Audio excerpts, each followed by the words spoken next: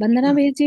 मंगलम भगवान वीरो मंगलम गौतमो गणी मंगलम कुंद कुंदार्यो जैन धर्मोस्तु मंगलम सर्व मंगल मांगल्यम सर्व कल्याण कारकम प्रधानम सर्वधर्माणाम जैनम जयतु शासनम जैनम जयतु शासनम।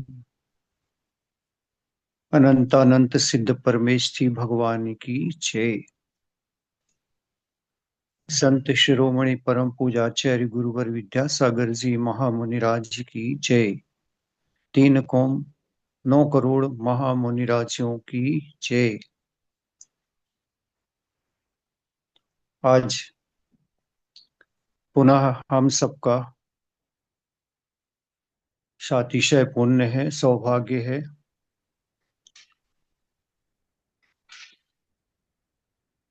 संवाद के माध्यम से हम अपने को,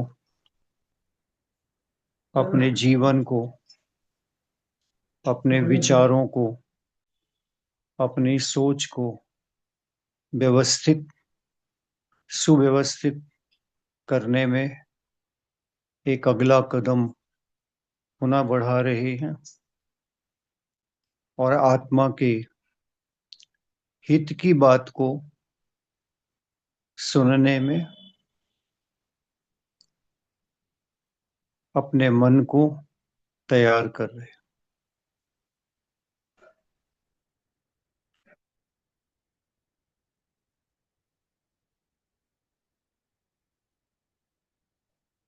एक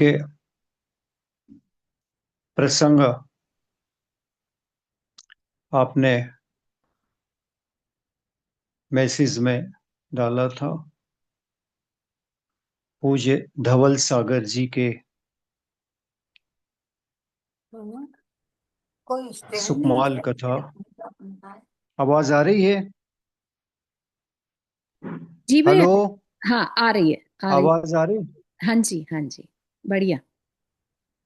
धवल सागर जी ने जो सुकमाल कथा सुनाई थी उसमें पूज्य पिताजी का एक संस्मरण महाराज जी ने सुनाया। हम सौभाग्यशाली थे, उस प्रसंग में साथ में थे। एक खजुराहो की घटना थी और बहुत विपरीत परिस्थिति बन गई थी, विकट परिस्थिति बन गई थी। लगभग 500 लोग आसपास की समाजों के वहां पर इकट्ठे हो गए थे और नाना प्रकार की भ्रांतियां फैलाकर, नाना प्रकार की दोनों तरफ के लोग थे। कुछ लोग मुनि महाराज का पक्ष लेकर चर्चा कर रहे थे, कुछ विरोध करके चर्चा। हम लोग रात्रि में लगभग 9 बजे पहुंचे। सारी समाज इकट्ठी थी सभा के लिए। पूरे हॉल में खचाखच सब भरे थे और बस जोश, एकदम जोश, बिना होश के। तब पिताजी ने संबोधन किया कि मैं किसी की कोई बात सुनकर यहाँ पर निर्णय नहीं दूंगा। रात्रि का समय है, महाराज का मौन है। कल सवेरे महाराज से पहले मैं चर्चा करूंगा, उसके बाद में कोई बात आपके सामने रखूंगा। सबने कहा उस चर्चा में हम लोग भी साथ होंगे। पिताजी ने कहा नहीं, महाराज होंगे, हम होंगे और शांतिनाथ भगवान की बड़ी प्रतिमा है अतिशयकारी मंदिर में, तो गर्भगृह में महाराज और हम के अलावा तीसरा कोई नहीं होगा। और जब सुबह महाराज के साथ में बैठी तो पहला प्रश्न पिताजी ने किया, महाराज क्या वेदना है? 5 मिनट तक महाराज रोते रहे, आंसुओं की धारा रुक नहीं रही थी। पंडित जी, किसी ने नहीं पूछा कि क्या वेदना है, सिर्फ और सिर्फ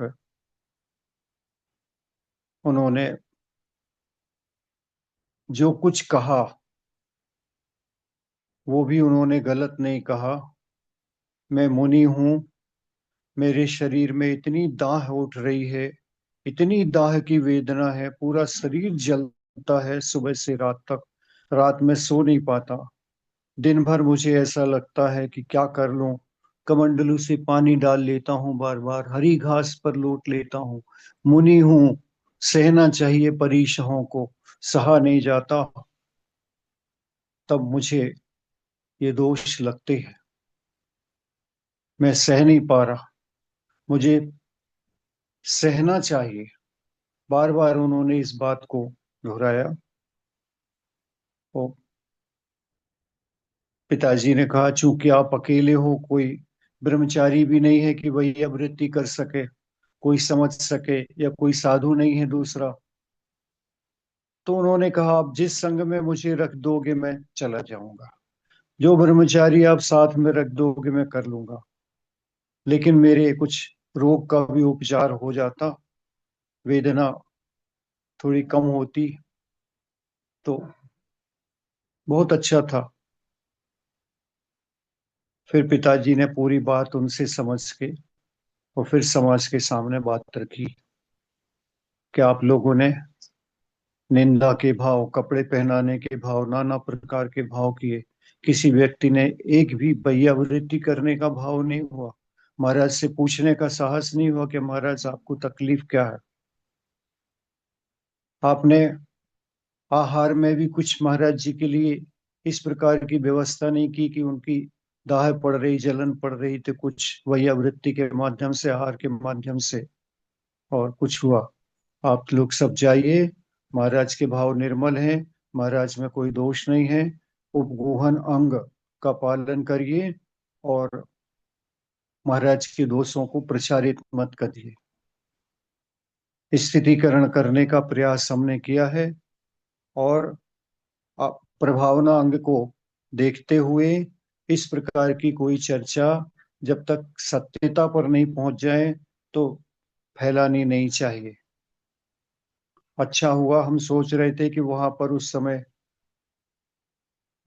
मोबाइल नहीं था, सोशल मीडिया नहीं था, नहीं तो पूरे देश में एक दिन में, 1 घंटे में फैल के और पूरा हो जाता।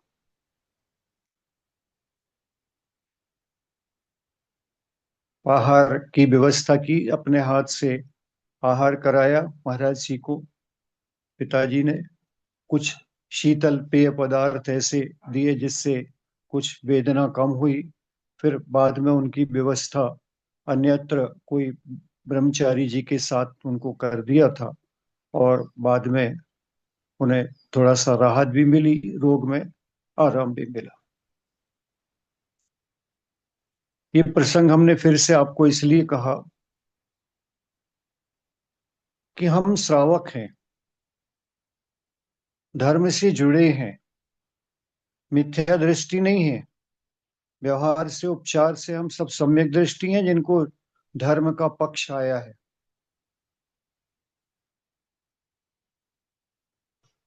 3 प्रकार के श्रावक की चर्चा श्रावकाचार में आचार्यों ने की।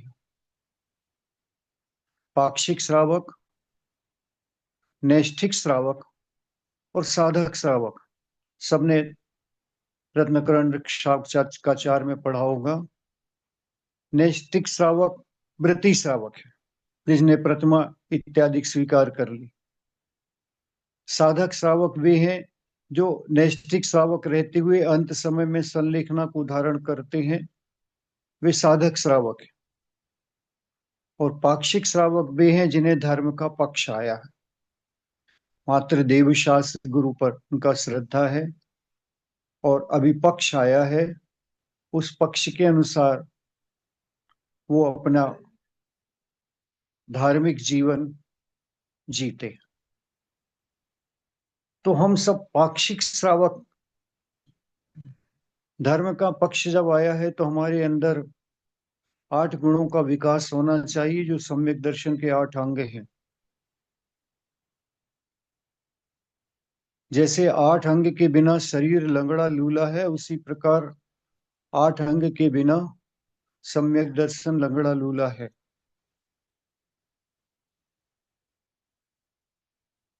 जिस समय हम किसी की बुराई देखते हैं, किसी धर्मी में कोई कमी देखते हैं, तो हमारी दृष्टि उस कमी पर क्यों जाती है? उस कमी को दूर करने या उस कमी को ढांक कर स्थितिकरण पर क्यों नहीं जाती? हमारे लिए आचार्यों ने जो ये 3 अंग पीछे के दिए हैं, 4 अंग,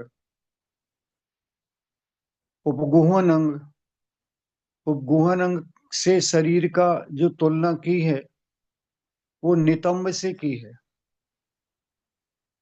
नितंब को जैसे कभी भी खुला नहीं छोड़ते, हमेशा उसे, वो अंग ऐसा है कि पुरुष हो स्त्री हो सब उसे ढांक कर रखते हैं। अतः हमें उस अंग को पालन करते हुए उपगुहन अंग के द्वारा दोष, प्रथम दृष्टया में किसी के दोष दिखते हैं तो उसे चर्चा का विषय न बनाकर ढांकना चाहिए। इसका ये मतलब नहीं है कि शिथिलता को प्रश्रय देना है, नहीं।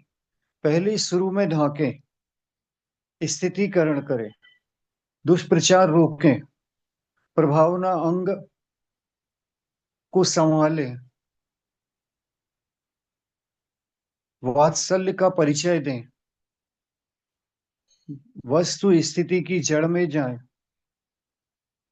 उसकी खोजबीन करें, और उसके बाद में यदि कोई दोषी है तो उसे अवश्य पनिष्ठ करें, लेकिन बिना पता किए हुए मात्र सोशल मीडिया के माध्यम से भी कोई प्रचार आ रहा और उसको हमने तुरंत बढ़ा दिया, बिना देखे जाने समझे सोचे, बिना तहकीकात किए। हम्म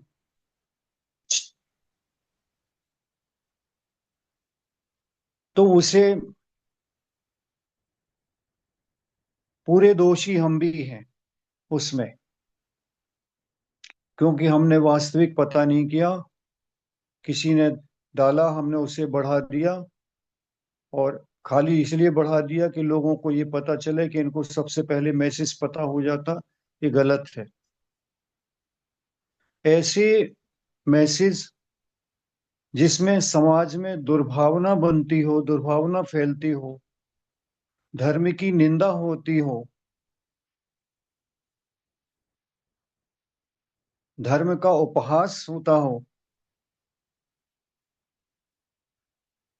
उस मैसेज को, उस संवाद को, उस समाचार को रोकना चाहिए। हम समर्थन नहीं करते, लेकिन ऐसे समाचारों की, ऐसी खबरों की जब तक सत्यता प्रमाणित ना हो जाए, जब तक उस पर बोलना या उसे प्रसारित करना, प्रचारित करना, ये सारा का सारा पाप की श्रेणी में आएगा। सम्यक दर्शन नहीं, मिथ्यात्व का पोषण होगा।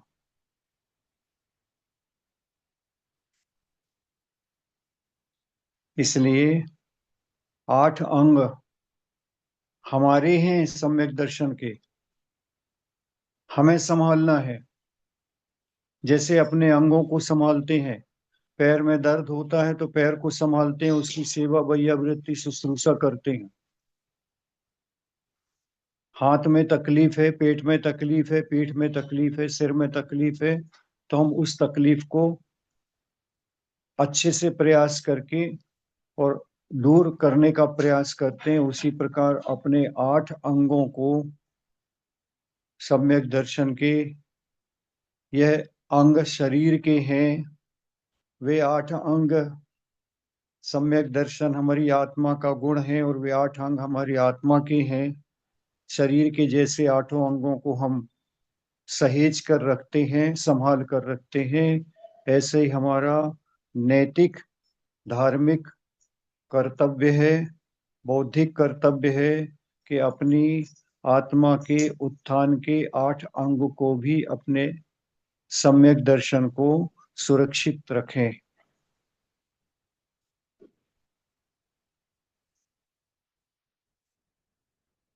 पिछले संवाद में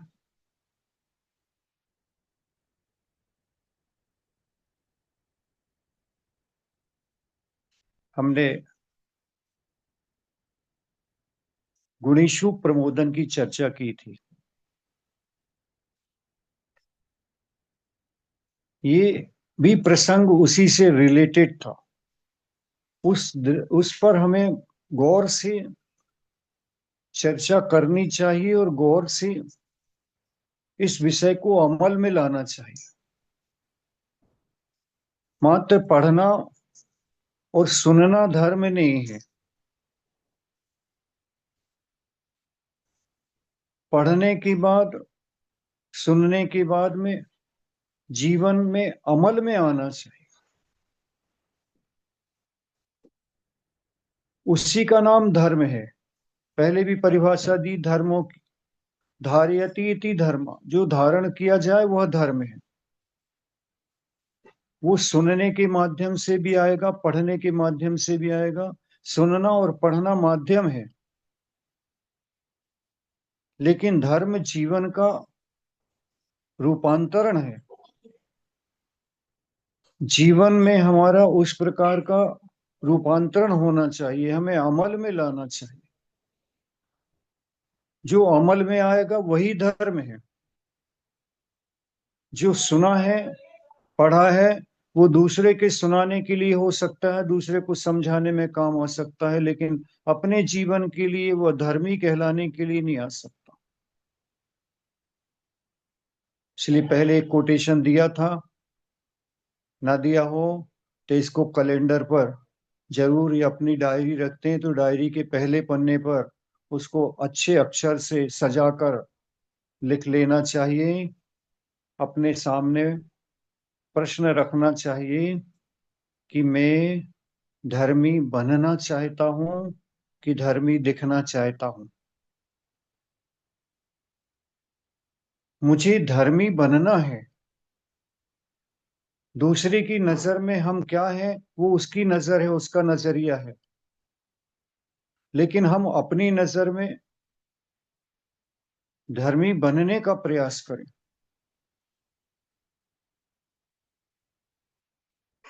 सारा संसार धर्मी बनने की अपेक्षा धर्मी दिखना ज्यादा पसंद करता है। लोग मुझे जाने कि ये धर्मी है। इससे हमारे जीव का कल्याण नहीं होगा, आत्मा का हित नहीं होगा, बल्कि आत्मा का अहित होने वाला है। हम दूसरों को ठगते ठगते स्वयं को ठग रहे हैं।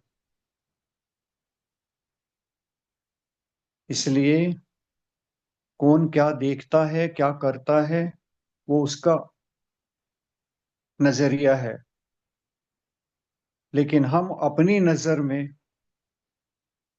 कोई ऐसा काम ना करें कि जिसे हमें अपनी नजर में गिरना पड़े। उसका नाम धर्म है।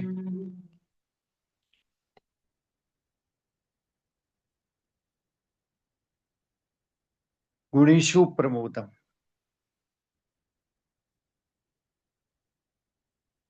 गुण देखने की भावना होना।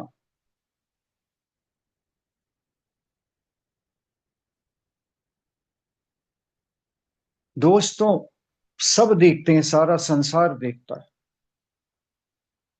मिथ्या दृष्टि का भाव गुण देखने का नहीं होता, और सम्यक दृष्टि का भाव दोष देखने का नहीं होता। भाव दोष देखने का नहीं है। कदाचित दिख जाता है, सुनने में आ जाता है, तो उपगूहन अंग का पालन करता है।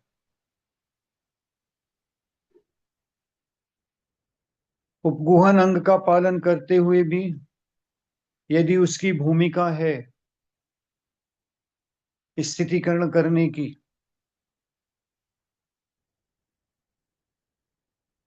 तो करता है।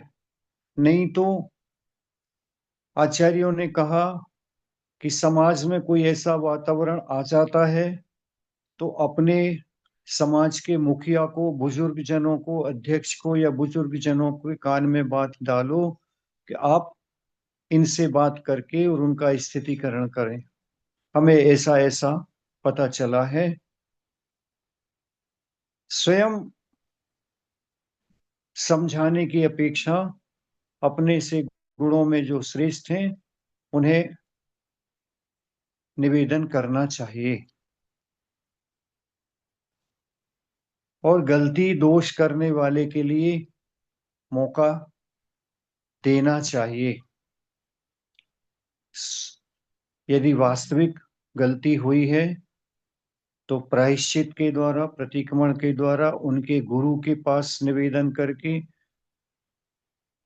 वो भी गुरु के पास भी जब उनके निवेदन करने जाए तो एकांत में वस्तु स्थिति को बताएं ताकि धर्म की अप्रभावना ना हो।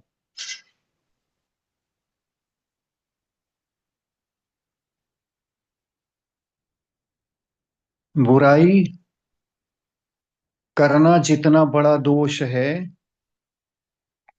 उससे बड़ा दोष बुराई सुनना है।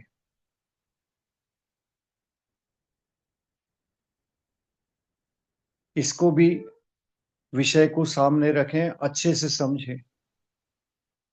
हम बुराई करते तो नहीं है लेकिन सुनने में रस आता है। जीवन में ये भी निकालना है, हमें संलेखना समाधि की तरफ जाना है। हम संलेखना समाधि के विषय को लेकर, साधक श्रावक को लेकर अपना विषय सुन रहे हैं। हमें अपने जीवन से सारी बुराइयों को दूर करना है। ये भी बड़ी बुराई है और इससे बचने का पुरुषार्थ भी हमें ही करना है। कभी कोई प्रसंग आता है, कोई मोबाइल के माध्यम से या कोई चर्चा के माध्यम से, कभी भी कोई किसी की बुराई करता, किसी की भी कर, किसी की भी, वो अपनी छोड़कर दूसरे की बुराई कर रहा है तो गांठ बांध लें, हमें सुनना नहीं है। सबसे पहला प्रयास ये करने का है, हमें सुनना नहीं। अब सुनने नहीं है और सामने वाले को बुरा भी ना लगे तो कुशलता से उसे टालना भी है। उसमें झूठ का सहारा लेना पड़ जाए, थोड़ा बहुत झूठ का सहारा भी लेना पड़ जाए तो झूठ बोल दो। वह झूठ वहां पर नहीं, झूठ नहीं है, सत्य है, क्योंकि आपको बड़े पाप से बचा रहा।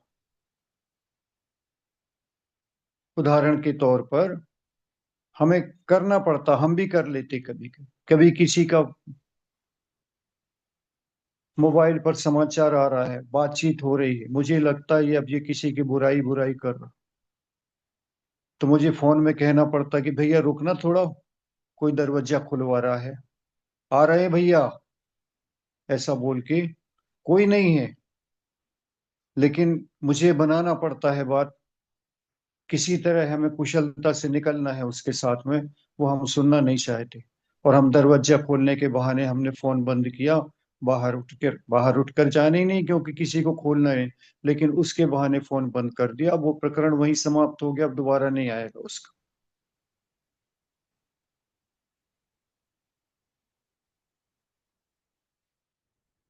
कई बार हम ऐसा भी कर सकते हैं, बहुत जोर जोर से बोलने लगो फोन में कि भैया आवाज नहीं आ रही, आपकी आवाज साफ नहीं आ रही, आपकी आवाज साफ नहीं आ रही, और कुशलता से उसे बंद करो।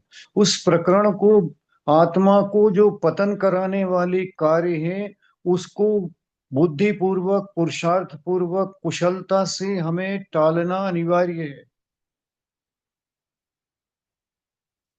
वो अगर सुनेंगे तो फिर अच्छे भाव हमारे पास आएंगे ही नहीं।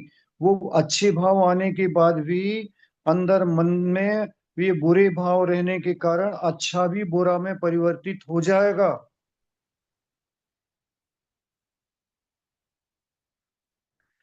कितनी अच्छी सुंदर केसर कस्तूरी से डली हुई खुशबूदार खीर को भी गंदे बर्तन में रखेंगे तो खीर के गुणों का प्रभाव दुर्गुण में बदल जाएगा। हम अच्छे से अच्छा प्रवचन सुनेंगे, अच्छी से अच्छी बात सुनेंगे, आत्मा के हित की बात सुनेंगे, लेकिन उससे हमारा आत्मा का हित नहीं हो पाएगा। और यही तो आज तक अनंत पर्यायों में हमारे साथ हुआ है। ऐसा नहीं है कि अच्छी बात पहली बार सुनने या देखने मिल रही है, धर्म पहली बार सुनने देखने मिल रहा हो सकता है, किसी को पहली बार भी मिल रहा हो, लेकिन ऐसा भी हो सकता है किसी को असंख्यात बार मिल चुका है,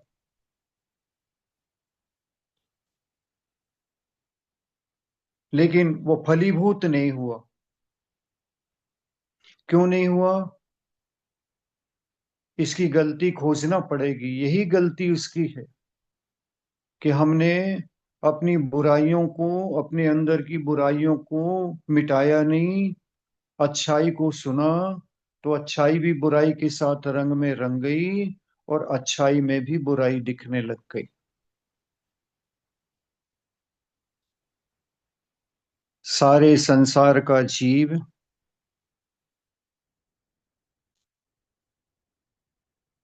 बुराइयों से ही भरा हुआ है, दोषों से ही भरा हुआ है। ऐसा कोई जीव नहीं है जिसमें दोषों का पिटारा ना हो। किसी के दिखते हैं, किसी के नहीं दिखते, किसी के नहीं दिखते हुए भी हम देखने का प्रयास कर लेते हैं, और किसी के दिखते हुए भी हम ओवरलुक कर देते। लेकिन बिना दोष का, जैसे हमने पिछले हफ्ते कहा था, बिना गुण के कोई जीव नहीं है। ऐसी बिना दोष के कोई जीव नहीं है। जब तक वह सिद्ध पर्याय को प्राप्त नहीं हुआ है,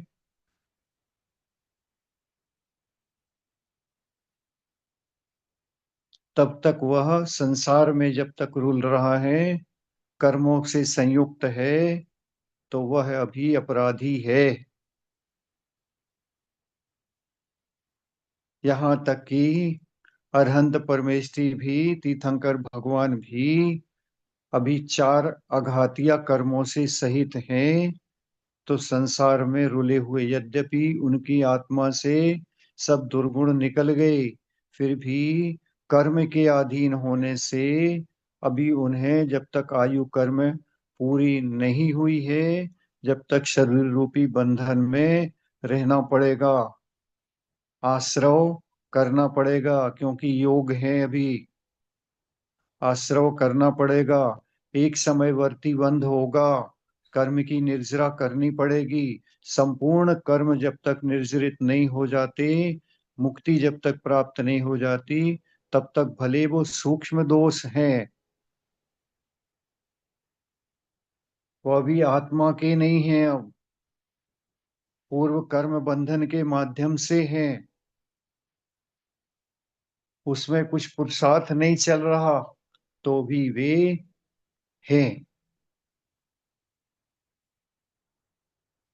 148 कर्म प्रकृतियों में से 63 नाश की हैं, 85 प्रकृतियां अभी भी उनकी सत्ता में, स्टॉक में शेष हैं, जिनका प्रभाव उनके जीवन पर रहता है। यद्यपि केवल ज्ञान प्राप्त होने के पश्चात वे प्रभावित नहीं होते। प्रभावित नहीं होना अलग बात है, लेकिन प्रभाव का पड़ना वो तो पड़ रहा, कर्म के अनुसार पड़ रहा है, जब तक कर्म नष्ट नहीं होगा। और यही कारण है कि वे सिद्धालय में विराजमान नहीं हो पा रहे अभी। इसलिए जब उनमें भी है, तो संसार के हर संसारी प्राणी में दोष अवश्य है, बिना दोष के कोई भी जीव नहीं। लेकिन पुनः कहते हैं, हमारी दृष्टि कौन सी है, क्या देखने की है? दोष देखने की है कि गुण देखने की? वो हमारी दृष्टि के ऊपर है। हमें गुणग्राही बनना है।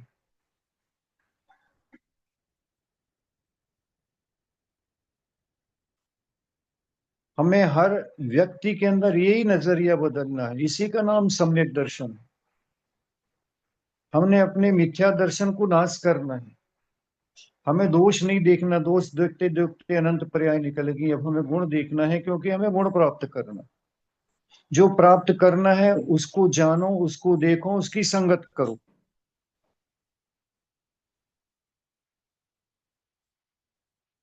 दोषी की संगत करेंगे, दोष देखने वाले की संगत करेंगी, तो हमें वही वही दिखाई पड़ेंगे।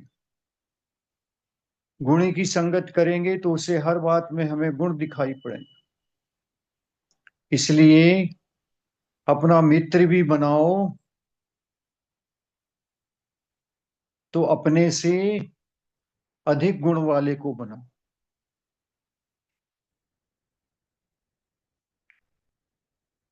कम गुण वाले को शत्रु नहीं बनाना इसका मतलब, लेकिन जिनसे सीख लेनी है, जिनकी संगत करनी है, जिनके साथ उठना बैठना रखना है, कोशिश करके हमसे अधिक गुण वाला हो, उससे हमें कुछ सीखना मिलेगा, कुछ सामने समझने मिलेगा, जीवन में बढ़ने का मौका मिलेगा, अवसर मिलेगा।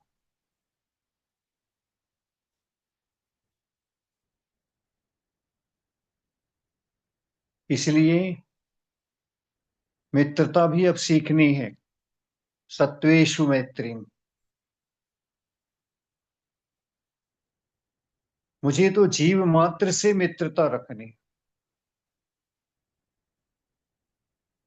एक इंद्री से लेके संगी पंचेंद्री तक सब जीवों से मुझे मित्रता चाहिए।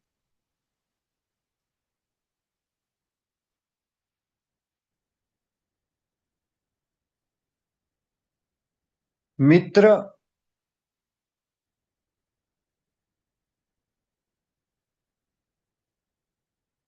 सौदेबाजी नहीं करता। मित्र अपेक्षा नहीं रखता।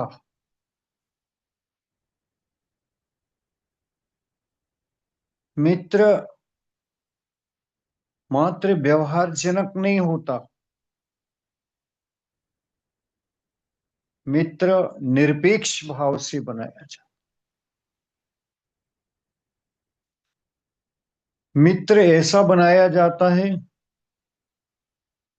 कि जो हमारे सुख का नहीं, सुख में तो सब साथी होते हैं, दुख का साथी हो।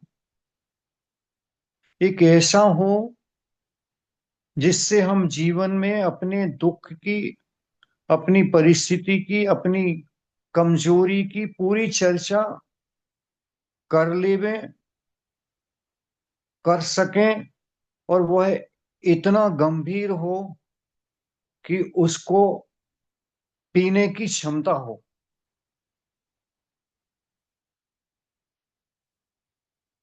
कोई हमें मित्र बनाए तो अपने सारे दोष हमारे पास उगल देवे, तो भी वे दोष हमारे मुख से कभी तीसरे कान में ना चाहे।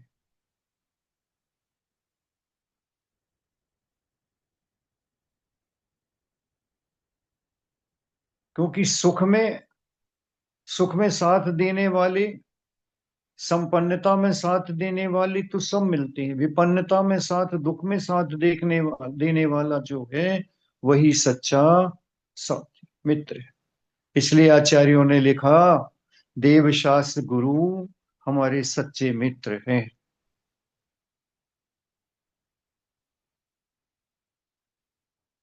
ये सच्चे मित्र हैं। मित्रता कैसी चाहिए? सुदामा और श्री कृष्ण जैसी चाहिए। अपेक्षा का भाव नहीं, सहयोग करने का भाव हो, दुख दूर करने का भाव हो, विपत्ति आने पर खड़े रहने का भाव हो, उसके साथ खड़े रहने का भाव हो। हम जिसको बनाए हमारे साथ भी वो इसी प्रकार का व्यवहार करे। अभी हमारी मित्रता और मित्र की परिभाषा उथली है। हम जीव मात्र को मित्र बनाना चाहते हैं। संसार में जितने जीव हैं वे सब सारे मित्र हैं मेरे। मित्र का विपरीत क्या होता है? शत्रु। हम तीन लोक में किसी भी जीव को अपना शत्रु नहीं बनाना चाहते।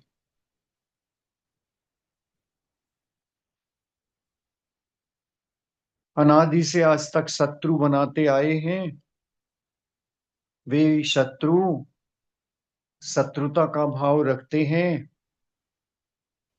व्यवहार करते हैं। हम उस व्यवहार को देखकर पुनः नए नए शत्रु तैयार करते।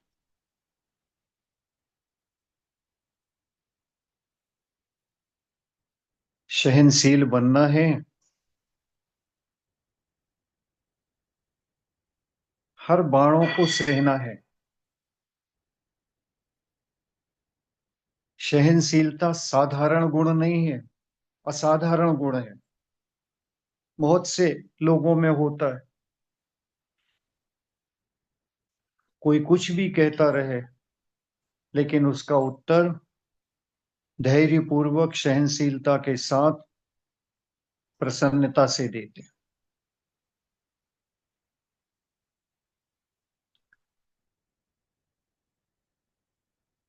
और ये गुण एक अच्छे व्यवसायी में भी होता। दुकानदार होता। दुकानदार दुकान के ऊपर बैठा है, ग्राहक आया है, अपने को मालूम है कि ग्राहक कुछ सामान खरीदेगा, उससे हमें कुछ मुनाफा होगा। बड़ा ग्राहक है, वह सामान भी लेता जा रहा है। सेठ को चोर भी कह रहा, सेठ बहुत ठग हो, चोर हो, कितना पैसा लूटते हो। लुटेरा भी कह दिया, और भी कुछ कह दिया, तो भी उसकी सारी आपत्तिजनक अपमानित बातें सह लेते, हंसकर सह लेते। ऐसा नहीं है भैया, आपके साथ तो हम कुछ गलत करते नहीं, और आपको कौन ठग सकता है, ऐसा और कहकर, और उसको संतुष्ट करते हुए और अपना सामान बेच लेते हैं, कुशलता से बेच लेते। वहां ग्राहक आते ही साथ झगड़ा नहीं करते, "ए, कैसे ठग कहा तुमने, चोर कहा, मैं यहाँ चोरी करने बैठा हूँ क्या, अपना माल बेचने बैठा हूँ"। ऐसा बोलने वाला दुकानदार एक ग्राहक से को रुष्ट करता है, दूसरे को रुष्ट करता है, तो अपनी पूरी दुकानदारी चौपट कर लेगा। ये दुकानदार को सेल्समैनशिप इसी को कहते हैं। दुकानदार को ये सब बर्दाश्त कर लेनी पड़ती। ग्राहक है, ग्राहक तो कहेगा। ग्राहक कभी हमको नहीं बोलता है कि सस्ता पा गए, वो तो हमेशा कहता आपने महंगा दिया। उसका गुण धर्म है, यही कहेगा। और दुकानदार हमेशा कहेगा नहीं भैया, हम आपको दूसरे से सस्ता दे रहे। दोनों एक दूसरे को पटते हैं, पटाते हैं और लेकर जाते हैं। ये कैसे गुण आए आप में? अपने स्वार्थ के लिए आप सारी सहन कर गए, सारी सहन शक्ति आपकी जागृत हो गई।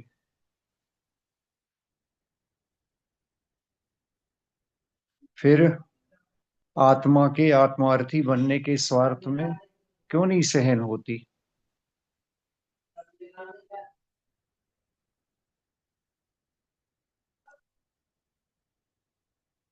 वे योगी राज जब प्रतिक्रमण करते हैं, तो प्रतिक्रमण के प्रारंभ में पहली लाइन यही बोलते हैं, हे भगवान मैं दुष्ट हूं, मायावी हूं, छलावी हूं, मैंने इतने इतने पाप किए हैं, आपके प्रसाद से मेरे सारे पाप मिथ्या हूं, कपटी हूं, मायावी हूं। सब दुर्गुण जितने हैं अपने अंदर, हो या ना हो, तो भी उन्हें है, वे तो कषाय उदय में है, तो इस प्रकार के गुण हैं, व्यवहार में आ जाता। भले क्षणिक आता हो, फिर पश्चाताप कर लेते, लेकिन आ जाता। जब तक कर्म नष्ट नहीं होगा, जब तक उस तरह के भाव तरंगे हमारे भावों में उठेंगी उठेंगी।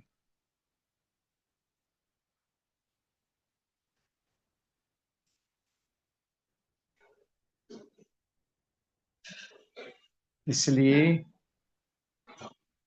इस पर्याय में अभी मित्र हम अच्छे बना पावे ना बना पावे, क्योंकि अभी हमारे पास देवशास गुरु मित्र हैं, लेकिन हमें शत्रुता समाप्त करनी है। इस पर्याय के बाद में अनजाने में कोई रह जाए तो बात अलग है, लेकिन अनजाने को भी हम छोड़ना है, और जानबूझकर जाने हमें मालूम है कि ये मुझसे शत्रुता रखता है, तो मुझे वो शत्रुता अपनी तरफ से तो समाप्त करनी है। दूसरे का मन भी साफ करना है, दूसरा भी ना रखे, एक तरफ से भी शत्रुता ना चले। भगवान पार्शनाथ की तो एक तरफ से ही चली, उनके ऊपर हमेशा उपसर्ग 10 भवों तक में उनने कोई ऐसा कार्य नहीं किया, लेकिन एक तरफा शत्रुता को भी झेलते रहे। हमें इस पर्याय में पुरुषार्थ करके अपने शत्रुओं को मित्र बनाना है। उसके लिए हमें बहुत कुछ झुकना पड़े, बहुत कुछ सहना पड़े।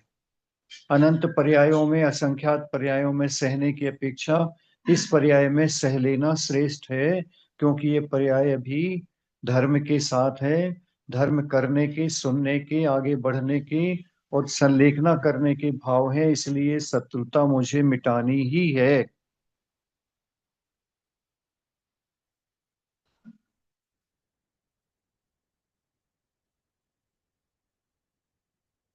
क्योंकि जिस समय हम अपने साधक स्वभाव में होंगे, साधक श्रावक के रूप में व्रतों के साथ में संलेखना करने का जब हमारे पास आखिरी समय होगा, तब हम निश्चल रहना चाहिए। कोई प्रकार की कोई आकुलता मन में ना हो, सारी आकुलताओं को यहीं पर समाप्त करने के बाद में निर्विकल्प रूप से, क्योंकि समाधि हमेशा निर्विकल्पता के साथ है, सारे विकल्पों को हमें अभी जीवन शेष है और समझ में आ रहा है, संयोग लगा है, बुद्धि में सब कुछ आ रहा है, विषय मिल रहा है, विषय देख रहे हैं, सुन रहे हैं, तो इस विषय को अमल में लाना है। अमल में लाना ही धर्म है। ये सूत्र बिल्कुल गांठ बांधने योग्य है कि धर्म क्या है। जो कुछ अच्छी बात सुनी है वह जीवन में उतरना चाहिए, धारण होना चाहिए, उसका अमल प्रयोग हमारे जीवन में प्रैक्टिकल होना चाहिए। एक दिन में नहीं होगा, एक जीवन में भी नहीं हो पाता, लेकिन इस जीवन में मुझे आशान्वित हैं हम कि इस जीवन में हम कर लेंगे, क्योंकि हमारे अंदर में वो जागृति आई है, वह सम्यक दर्शन की किरण चल रही है, जिसके माध्यम से मुझे सब कुछ यथा रूप समझ में आ रहा है कि ये जो छोड़ने योग्य है उनका त्याज्य करना बहुत जरूरी है। त्याग वस्तु को त्याग नहीं करेंगे, एक दफे आप पेट में रखे हुए मल को भी विसर्जित नहीं कर पाते, एक दिन दो दिन पेट साफ ना हो तो जैसे अंदर में व्याकुलता रहती है, ऐसे ही दोषों के रहते हुए हमारे अंदर में व्याकुलता होनी चाहिए।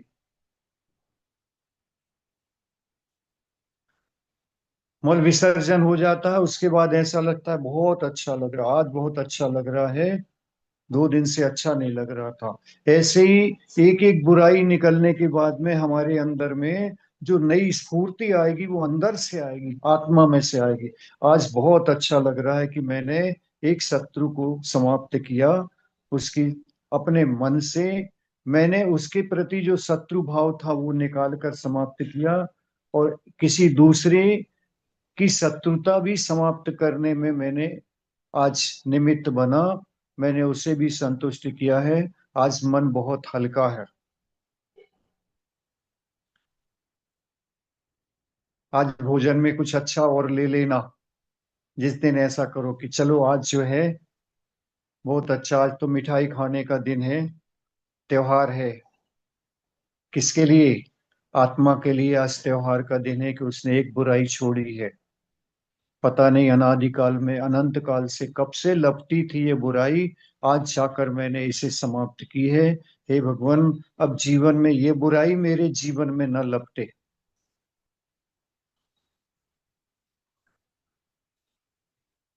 दूसरे को देखकर, दूसरे के दोष देखकर अपने अंदर जागृति आना चाहिए कि देखो ये दोष हमारे अंदर भी है। वह तो बहुत बहुत ग्रसित हो रहा है, लेकिन ऐसे ग्रसित तो हम भी रहे होंगे कभी।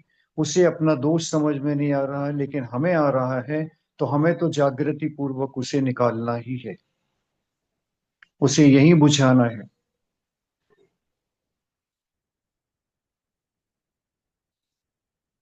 ऋणशेषो व्याधिशेषो तथैव च। अग्निशेषो, एक श्लोक आता पूरा मुझे याद नहीं आ रहा है। अग्निशेषो ऋणशेषो व्याधिशेषो तथैव च। अग्नि को कभी शेष नहीं छोड़ा जाता,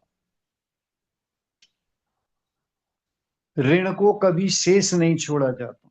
चुकाया पूरा जाता नहीं तो बेचा रह जाएगा, फिर ब्याज चढ़ना शुरू हो जाएगा और फिर हम उसको चुका नहीं पाएंगे। व्याधि, रोग को जब मिटाया जाता है तो पूरा पूरा मिटाया जाता है रोग। चलो ठीक है, इतना रह गया, अब थोड़ा सा तो बचा है, अब ठीक है। नहीं, वो थोड़ा सा जो बचा है वो पुनः परिवर्तित हो जाएगी अधिकता के रूप में और पुनः बढ़ जाएगा। इसलिए कभी भी अग्नि को, ऋण को और व्याधि माने रोग को छोड़ा नहीं जाता शेष। हमें भी इस पर्याय में आत्मा के रोग को, आत्मा की बुराइयों को, आत्मा की दुर्गति को छोड़ना नहीं है शेष। क्योंकि अगर शेष रह जाएगी और इस पर्याय में नहीं जा पाएगी तो अगले पर्यायों में ये एक अकेली रहकर भी अपने सारे परिवार को ढूंढ लेगी और सारे परिवार को इकट्ठी कर लेगी। दोष का परिवार बहुत बड़ा है।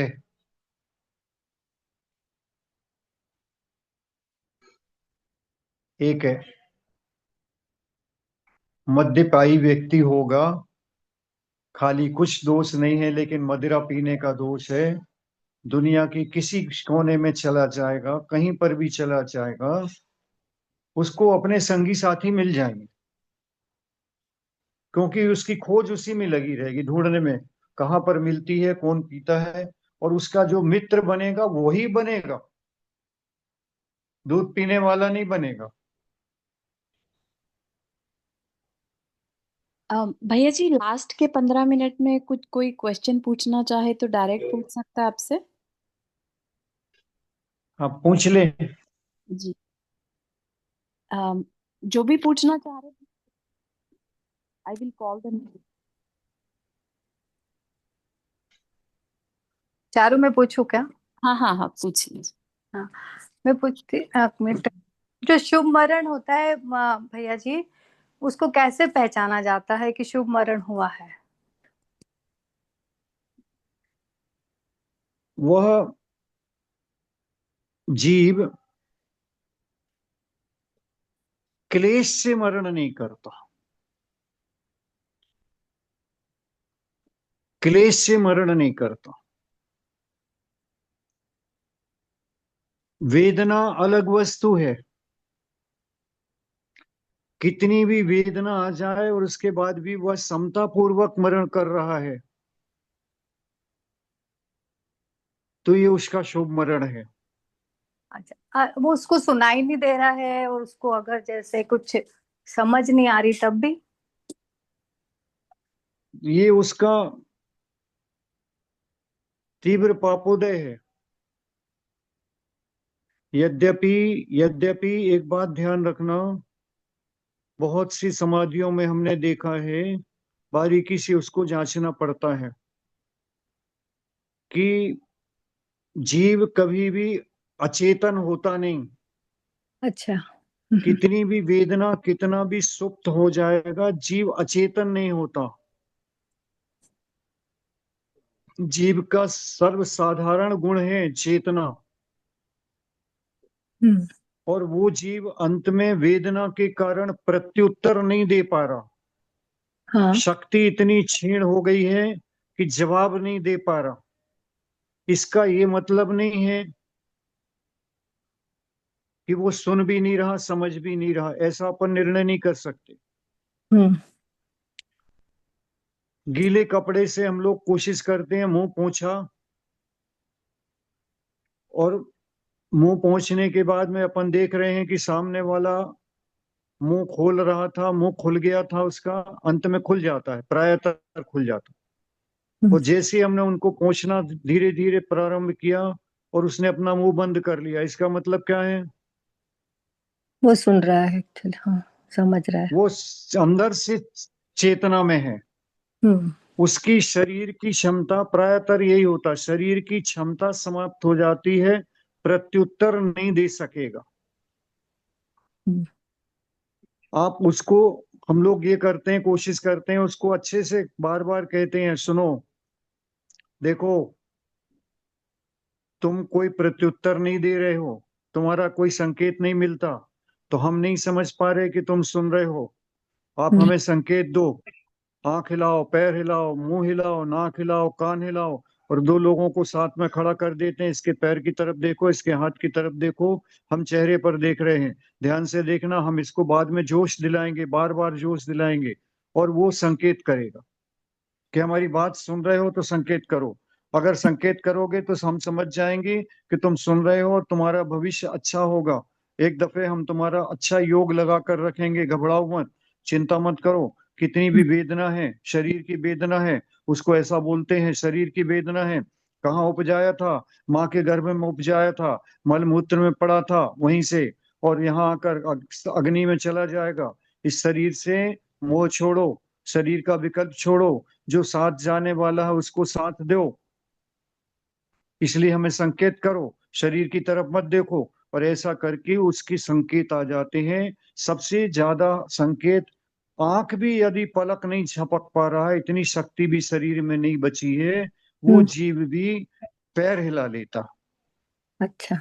हम्म, पैर हिला लेगा, पैर धीरे से हिला देगा, अंगूठे से हिला देगा। एक समाधि हुई थी, समाधि नहीं कह लें, उसको सुमरण कह लें, जैसे आप कह रहे हैं सुमरण। एक हम्म, व्यक्ति 3 महीने से अपोलो हॉस्पिटल दिल्ली में था, डॉक्टर ने कहा कॉमा में है। संयोग ऐसा लगा कि हमारा उस शहर में जाना हुआ, प्रमोद सागर जी वहां पर उपस्थित थे, महाराज जी ने कहा उनको जाकर देख लो एक बार, और उनके क्या हो सकता है। तो मैंने उनको जाकर देखा, कोमा में है, 3 महीने से है, और कुछ संकेत करते नहीं है। तो मैंने उनको खूब झकझोर दिया, मैंने बार बार कहा कि आप 3 महीने से पड़े हो, बेहोश हो, सब लोग कह रहे हैं बेहोश हो, मुझे मालूम है कि आप बेहोश नहीं हो। आप हॉस्पिटल वालों ने हाथ खड़े कर दिए, आपको घर वापस भेज दिया, आप अस्पताल से घर आ गए हो, घर पर हो, आप सुन रहे हो, समझ रहे हो, आप में शक्ति है, और हमारी बात को सुन रहे हो, तो हमें संकेत करो। आप संकेत करोगे, अभी भी कुछ बिगड़ा नहीं है, 2-4 दिन भी यदि आपके पास है तो आपका सब कुछ अच्छा हो सकता है, घबराओ नहीं, सुमरण हो सकता है, अच्छा सुमरण हो सकता है। ऐसा करके मैंने करीब पौन घंटे उनको झकझोरा, बिल्कुल थका नहीं, मैं बार बार करता रह गया, करता रह गया। इतना उनको फीड हुआ, फीड होने के बाद में उन्होंने ऐसा करके अपने हाथ पैरों को जकड़ा, और बहुत गहरी सांस लेकर हाथ पैरों को जकड़ा, आंख में, मुंह पे, सब पे प्रभाव आ गया। हमने उनके परिवार को बोला, बोले आज से 3 महीने में कभी ऐसा नहीं किया। हमने कहा बस अब इनके दिमाग पे अब जोर नहीं दे रहे हैं, ये जागृत है, अंदर से सुन रहे। दूसरे दिन सवेरे फिर पुनः वही प्रयास किया, हम्म, और वही प्रयास करने के बाद में फिर उन्होंने सेम वैसे ही किया। हमने कहा ये निश्चित रूप से अंदर से, क्योंकि जीव कभी अचेतन होता नहीं, उसकी चेतना सुप्त तो होती है लेकिन नष्ट नहीं होती, बिना चेतना के कोई जीव होता नहीं। तो उसको प्रयास करें, प्रयास करें, और अगर उसके कुछ संकेत आ जाते हैं तो समझ लो सुख रहे हैं, और नहीं भी आते हैं, हम ये कहना चाह रहे हैं, तो भी उसको सुनाओ, धार्मिक वातावरण दो और उसको सचेत करो और सुनाओ।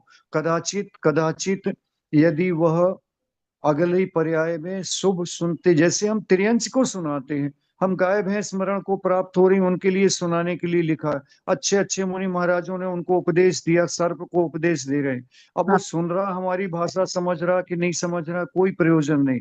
लेकिन उसको वातावरण देना, इतना पुण्य जरूर है उसके पास कि अंतिम समय उसके कान में डमोकार मंत्र पड़ रहा है, इतना पुण्य तो है। उस पुण्य से वंचित नहीं करना है, ठीक है। वो पुण्य जरूर उसके कान। हम्म। हाँ, कुछ बोल रहे हैं? नहीं, ठीक है, बोल रही हूँ। तो उसके कान में जरूर सुनाना है, और निश्चित है जो अपन सुनाएंगे उसका प्रभाव आए बिना नहीं रहेगा। भले वो सुप्त पड़ा है, नहीं सुन रहा, नहीं संकेत दे रहा, तो भी हम अपने अपने लिए, उसके माध्यम से हम अपने लिए उस जीव का कल्याण की भावना से, जो हमारे अंदर की भावना है, हम तो अपना शुभ कर्म कर रहे हैं। और पक्का है ऐसे भाव हमारे जो हैं होंगे, उसके प्रति सहानुभूति के भाव उसे प्रभावित, जैसे मूर्छा उसे प्रभावित कर रही है, तो हमारे द्वारा शुभ सुनाए गए भाव, सुनाया गया मंत्र भी उसे प्रभावित किए बिना नहीं रहेगा। ये हमारा अपना सोच है, हम हमेशा पॉजिटिव सोच रख के चलते हैं। क्यों नहीं करेगा? करेगा, जरूर करेगा। संगी पंचेंद्री है, मनुष्य है, जैन कुल में जन्म लिया, और इसके पास इतना पुण्य है कि हम इसको सुनाने के लिए तैयार हैं।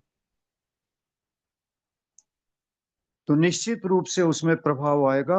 और यदि थोड़ा सा संकेत भी आता, वो नाक भी एक बार हिलाता है, मुंह भी हिलाता है, पंख भी, आंख की पलक भी झपकाता है, 2 बार देख लेते। कई बार समाधियों में इसी तरह उनसे मंजूरी लेनी पड़ती है, आप सब त्याग कर दो। अब वो बोलने की ताकत में नहीं है, प्रत्युत्तर देने की ताकत में नहीं है, तो वो आंख झपका झपका कर सब स्वीकार करता है। अब इतनी शक्ति उसके अंदर है, हाथ झपकाई, फिर से झपकाई, फिर पूछा, फिर झपकाई, 3 बार पूछा, 3 बार झपकाई, इसका मतलब अंदर से वो सावधान है, सुन रहा है, और आपके द्वारा दिए गए सारे नियम को स्वीकार कर रहा है। इतना पर्याप्त है, ये अच्छे शुभ मरण का संकेत है।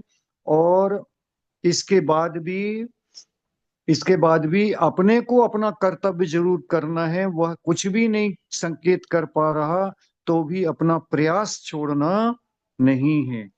प्रयास अंतिम श्वास तक करना है, अंतिम श्वास तक उसको सुनाना है, प्रयास करना है। यही अपने लिए हितकर है, उसके लिए भी हितकर है।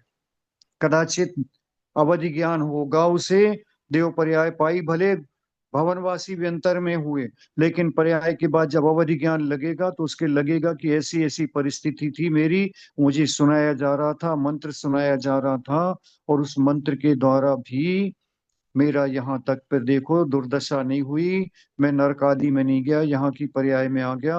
अब वहां पर भी वह सम्यक दर्शन को प्राप्त कर लेगा, उस घटना से, उस स्मृति से खाली। बहुत अच्छा बोलिए। हम्म। ठीक है ना? हाँ, बहुत अच्छा, बहुत और धन्यवाद, धन्यवाद। बोलिए आप। पॉजिटिविटी रखो अपने अंदर। हाँ, हम हाँ। एक बात जीवन में सींचिए, निगेटिव अपनी हार नहीं मानना, अपने को अपना पुरुषार्थ करना, अपने को हार नहीं मानना, अपने को तो हार को जीत में बदलना है। हाँ, अंकित जी ने हाथ रेस किया है, क्वेश्चन। जय जिनेन्द्र भैया जी। वंदना हाँ मेरा धन्यवाद। क्वेश्चन, वंदना कहिए भैया जी को। वंदना हाँ हाँ। भैया जी।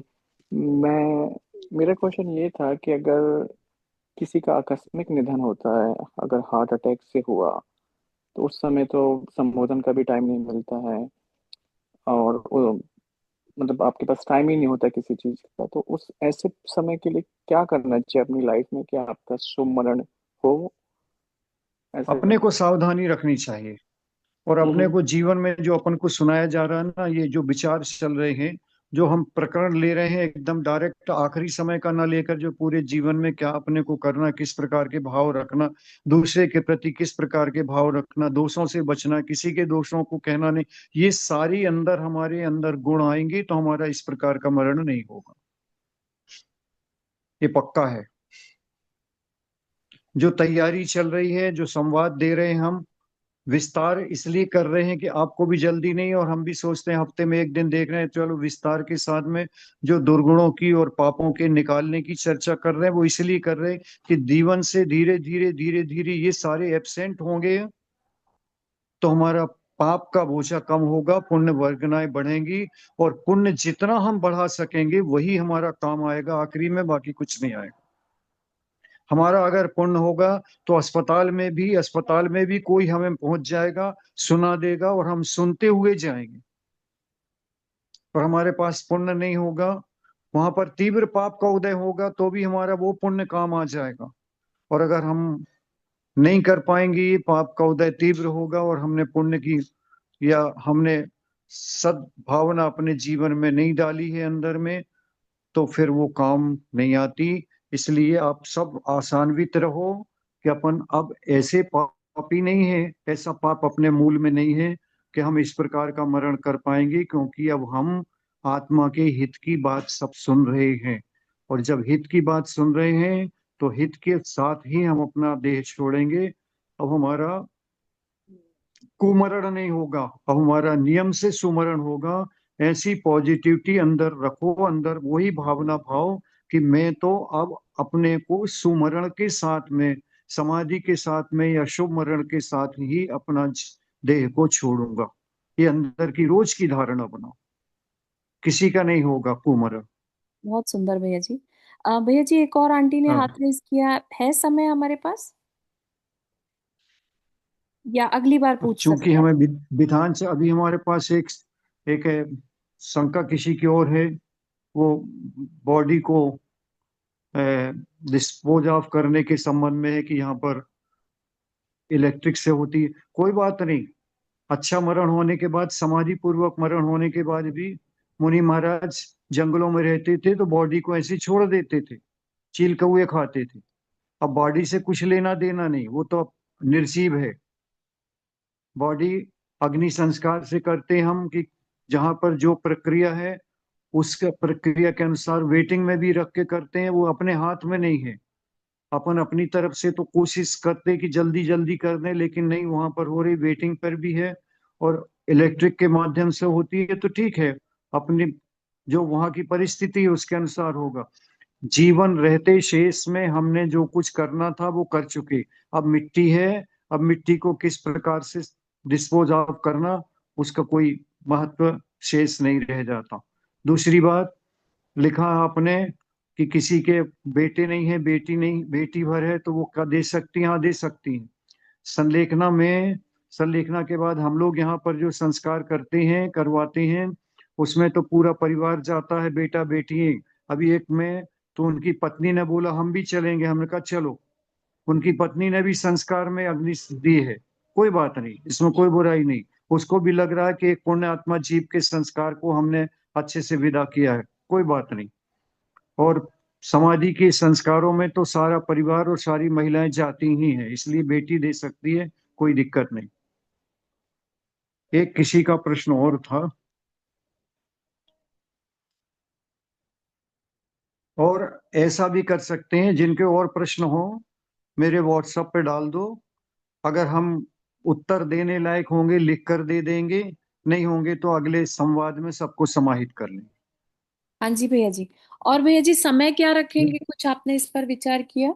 अगली अगली अभी हम हाँ, अभी हम 2-3 दिन के अंदर आपको मैसेज करेंगे। जी जी, चलेगा भैया जी। कि मैं यहाँ से अभी कटनी में हूँ, यहाँ विधान चल रहा घर परिवार का। जी जी जी जी, तो बिल्कुल। 2 दिन का विधान सतना से करके आ गया था, 6 दिन से यहाँ विधान कर रहे हैं। हम जी। सतना पहुंच जाएं वापस, हम्म, 2 दिन में पहुंच जाएंगे, 2 दिन पश्चात फिर जी मैं भैया वहां पर बिल्कुल। व्यवस्था देख के वहां समय एडजस्टमेंट करके हम कोशिश करेंगे, 30 मिनट हम 30 एडजस्टमेंट करने मिनट की का, हाँ। कोशिश करेंगे। हाँ ठीक है भैया जी, हाँ, बहुत अच्छा। हम आपको ये 2-3 दिन में जवाब आपके मैसेज डाल देंगे आपके इसमें। बढ़िया भैया जी। तो ऐसे ही रखेंगे, हाँ, लास्ट के 15 मिनट ओपन कर देंगे तो कोई भी लाइव क्वेश्चन पूछ सकता है, क्योंकि कई बार आपके प्रवचन सुनते सुनते क्वेश्चन मन में आ जाता है। आ जाता है, कोई बात नहीं, हाँ हाँ कर सकते हैं, जी, धन्यवाद भैया कर जी। सकते हैं। 45 मिनट अपना वक्तव्य कर लेंगे, हाँ 15 मिनट आखिरी के लाइव कर देंगे। हाँ, बहुत सुंदर। और इसके बाद भी जिनको याद आता है कोई क्वेश्चन, तो वो वो भेज व्हाट्सएप पे लिख सकते कर हैं। भेज दें। हाँ, तो हम उसको विचार भी कर लेंगे। अगर वो डायरेक्ट देने लायक उत्तर होगा तो डायरेक्ट देंगे, और अगर ये सोचेंगे थोड़ा सा संयोग करके लिख के। केवली भगवान का प्रश्न किसी ने अभी पूछा था, हाँ मधु जी ने शायद पूछा है, हाँ और लास्ट में अभी मैंने पढ़ा था केवली सातिशय और निरतिशय केवली के। हम उसका जवाब आपको लिख के भेज देंगे। जी, बहुत सुंदर। ठीक है, सभी को जय जिनेन्द्र, आज यहीं तक धन्यवाद। रखते हैं। हम्म, हाँ, वंदना भैया वंदना जी, भैया जी, वंदना। वंदना बहुत भैया। बहुत वंदना धन्यवाद। भैया जी, वंदना भैया जी, वंदना भैया जी। वंदना भैया जी। वंदना भैया हाँ, जी, भैया वंदना जी, भैया जी, वंदना। बहुत बहुत अभी धन्यवाद। उनकी वंदना, वंदना भैया उनकी जी। द्रौपदी जी की भी चर्चा करनी थी, लेकिन वो अब रह गई है, करेंगे अगले एपिसोड में, जब तक देखेंगे। हाँ, सभी सुनना चाह रहे थे भैया जी वो तो।